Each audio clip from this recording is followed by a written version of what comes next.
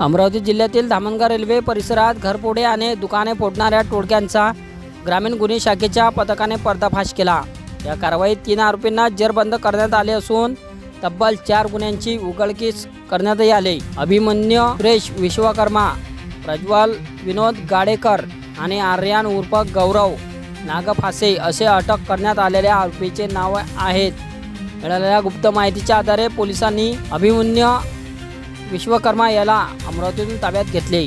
चौकशीत त्याने साथीदारासह धामणगाव रेल्वे येथील एका दुकानामध्ये आणि एका बंद घरामध्ये चोरी केल्याची कबुली दिली, अशी माहिती पोलिसांनी दिली।